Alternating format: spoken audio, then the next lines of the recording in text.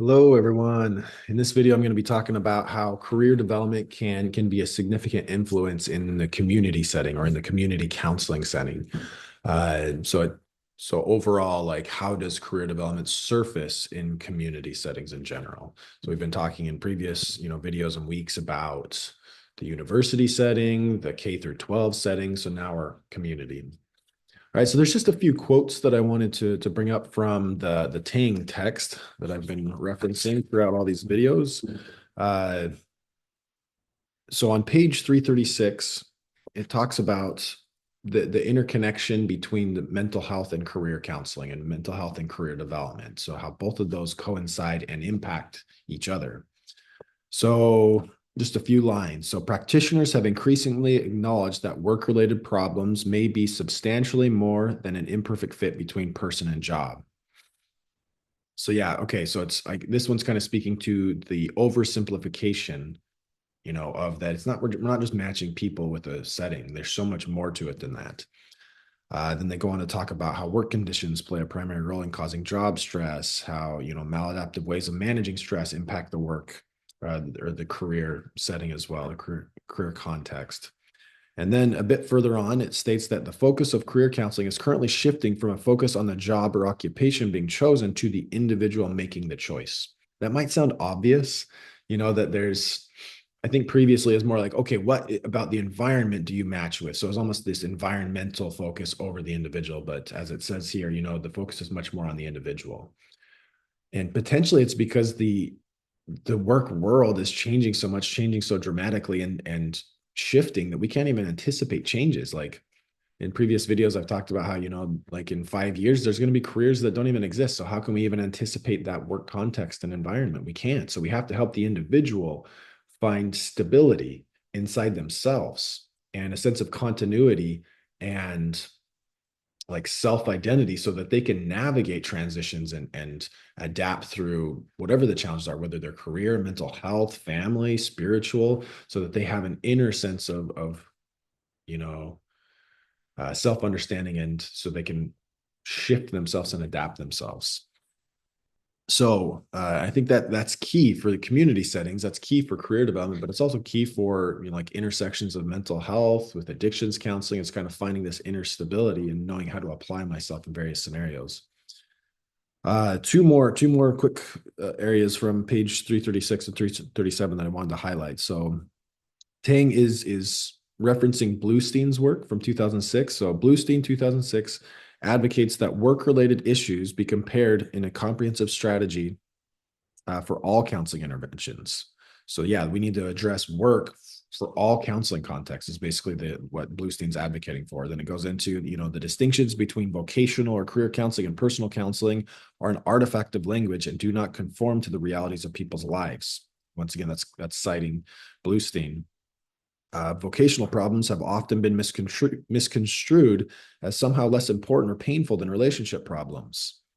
I think, many of you watching the video could probably speak to, okay, when I have been very misaligned in a career or a work role, I carry that with me, into my personal life, into my relationships. Like that can really carry a weight, a negative weight, as well as a positive weight if it's a really good fit. Uh, then I guess one more line or bullet point from Bluestein that I want to emphasize was that vocational counseling is as complex and challenging as is personal counseling. So just kind of advocating that it's not like an easy form. It's not just an easy, like I had a supervisor once called career counseling as like counseling light, that it was like an easy form. And my experience was very, very different than that. That it was very intense at times. Like my first homicide assessment was in career counseling. I've assessed for suicide often with certain clients. There's mental health struggles, spirituality concerns, cultural concerns, a lot of issues that surface.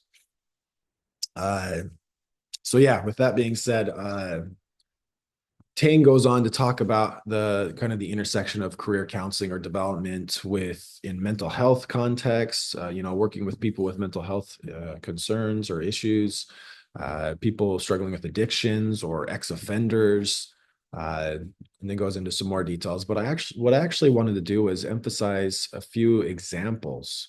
So I'm going to share my screen here and just share how does career development look in the community setting for counselors. So one moment as I pull that up so I can share a few examples.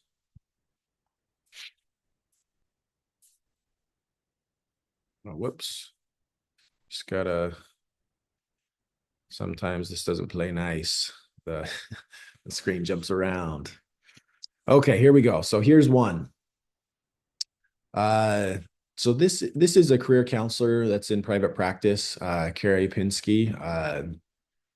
And just this is just her LinkedIn page. So I just wanted to share as an example of how, okay, so this is a licensed professional counselor in Colorado, career counselor identifying, and this is kind of what the self-description is for the counseling services. So Pink Sky Counseling and Career Services provides holistic career counseling.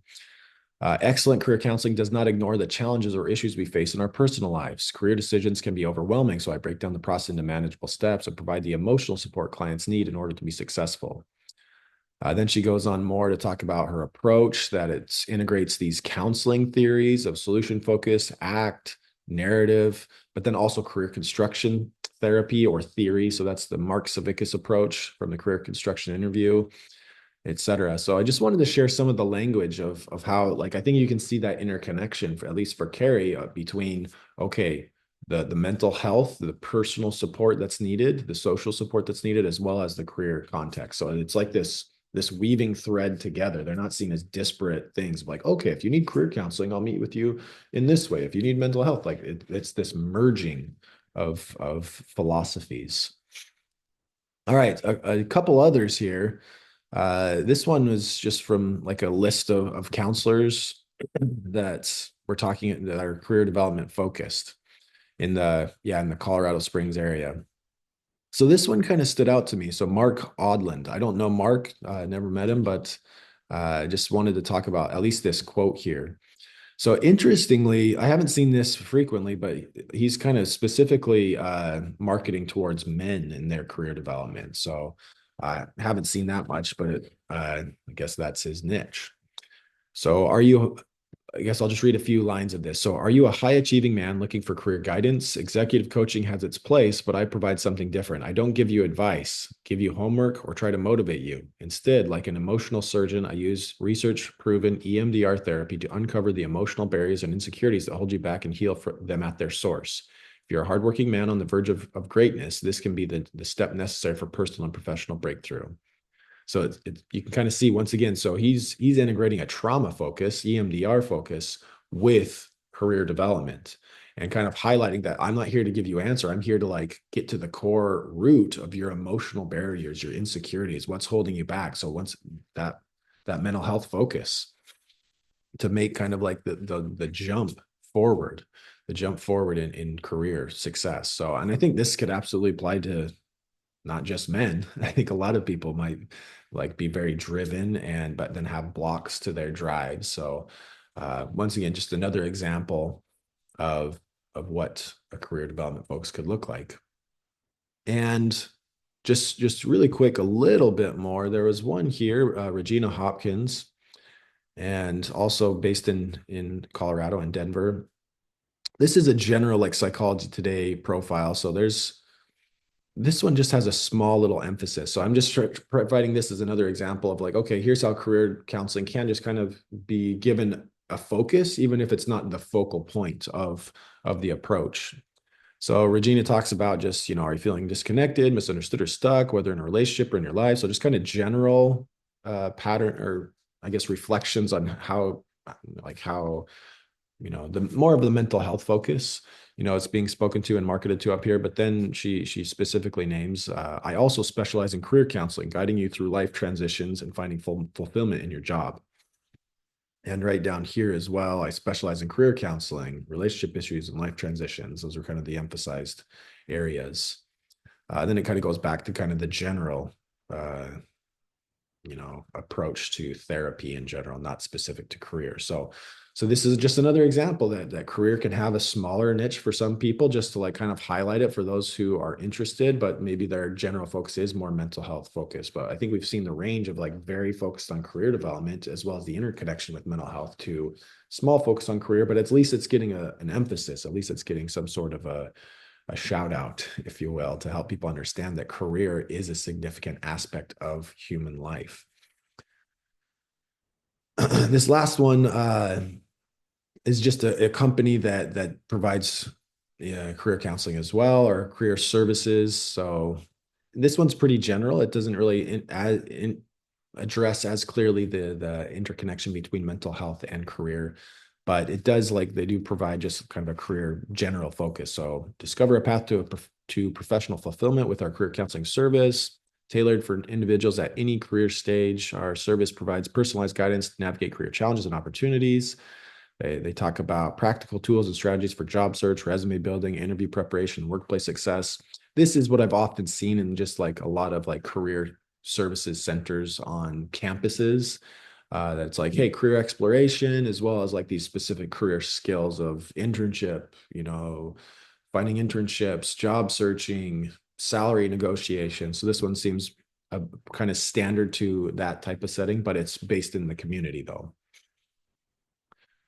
So just to clarify, I'm not affiliated with any of these groups, so I'm not like necessarily advocating that they're better than others. I just found them as a few examples of the range of like how the career, focus can show up in the community setting. And there's lots more than this, like vocational rehabilitation, government agencies, job centers, American job centers that are, each state runs that in their own way. Like these are all career development focused, and they don't necessarily hire career counselors. Sometimes they're just like more general social service support helpers. But yeah, just a little bit of a link to that as well. So I hope this was helpful to kind of see how does career development surface in the community setting for counselors, and especially the intersection between mental health and career. So there's the video. If you have questions, feel free to reach out. And yeah, thanks for watching.